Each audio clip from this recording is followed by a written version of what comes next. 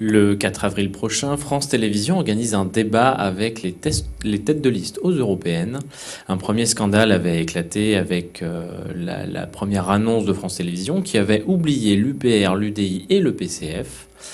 Scandale en partie résolu puisque l'UDI et le PCF ont finalement été invités, mais il manque toujours l'UPR. Il faut croire que France Télévisions estime que la voix du Frexit n'a pas besoin d'être représentée. Qu'avez-vous à en dire ?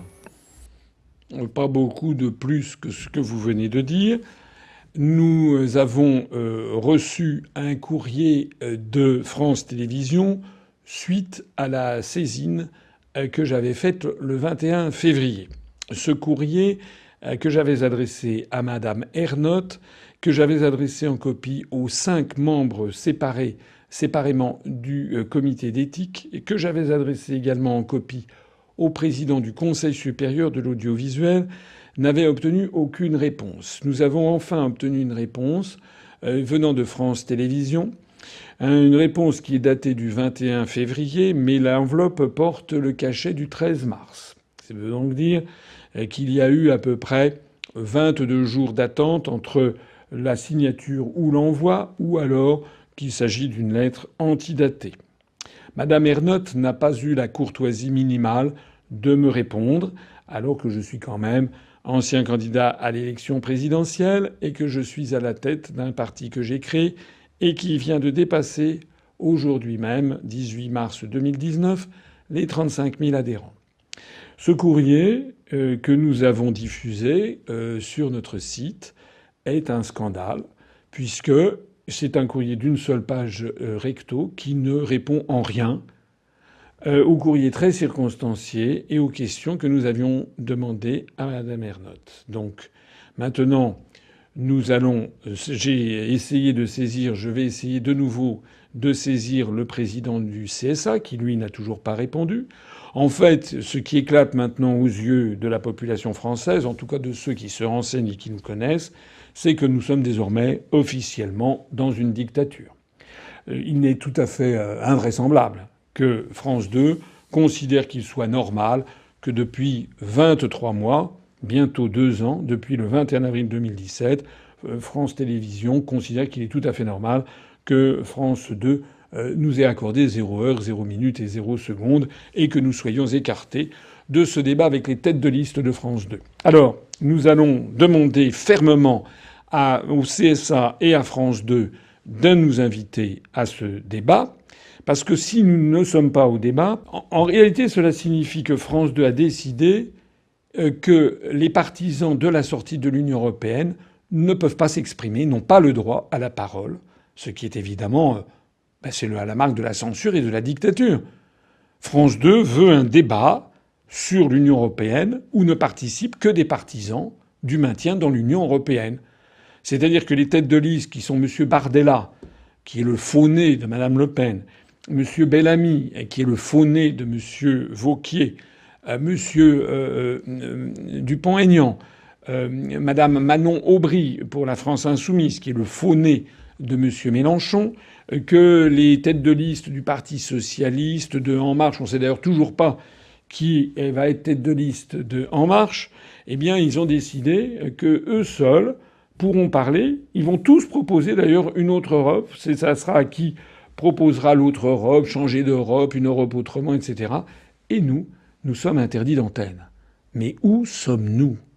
Qu'est devenue la France? Alors nous allons donc demander fermement à France 2 de nous inviter, avec envoi de communiqués de presse, en ameutant tous les médias dans lesquels on peut passer. Donc je vais notamment en parler, si j'ai le temps, à Sud Radio où je suis invité demain.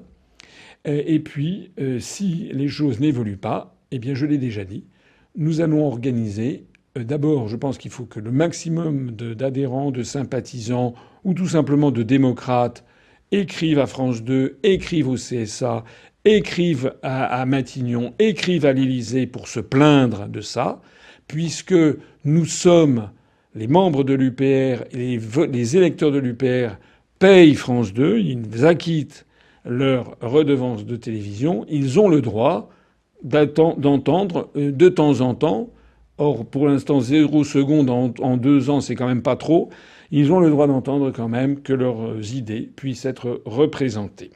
Si tout ça ne suffit pas, nous ferons une manifestation le 4 avril devant les locaux de France 2 et j'essaierai d'aller à France 2 pour participer à ce débat.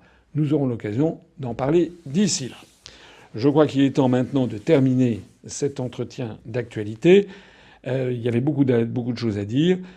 Notre mouvement actuellement se porte très bien. Nous avons vraiment le vent en poupe. Nous avons beaucoup de gens qui s'intéressent à notre mouvement. Mais il faut bien comprendre que si nous n'arrivons pas à être reçus dans les grands médias, des plus grands médias du pays, eh bien nous n'arriverons pas à atteindre, à toucher toute la population française.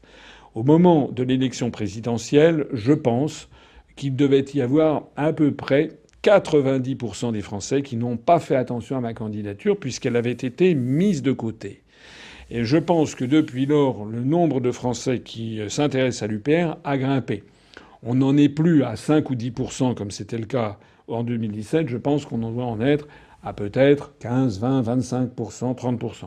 Mais c'est là le scandale, c'est que nous voulons être connus par 100% de la population, que 100% des électeurs puissent prendre connaissance de nos analyses et de notre programme.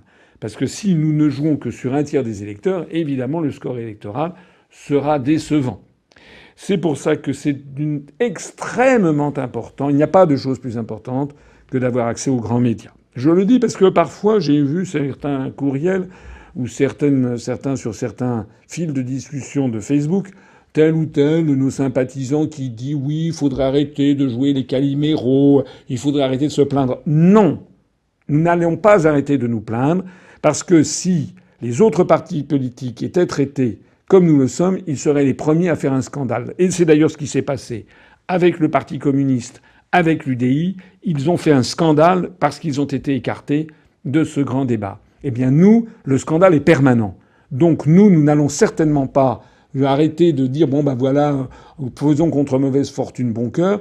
Je rappelle que les spécialistes de politologie savent qu'il existe une relation étroite entre le nombre d'heures passées dans les médias et le résultat dans les urnes. C'est pour ça que tous ensemble, nous devons nous mobiliser afin que les élections européennes du 26 mai ne soient pas une réédition de l'élection présidentielle de 2017 où l'on a volé le libre choix aux Français en leur cachant délibérément une partie des candidats et tout spécialement l'UPR. Nous ne laisserons pas tomber et je pense que nous allons faire, vous le verrez, une très belle progression. Sur ce, je vous laisse. Merci pour votre attention, pour votre présence. Et puis, comme d'habitude, vive la République et vive la France.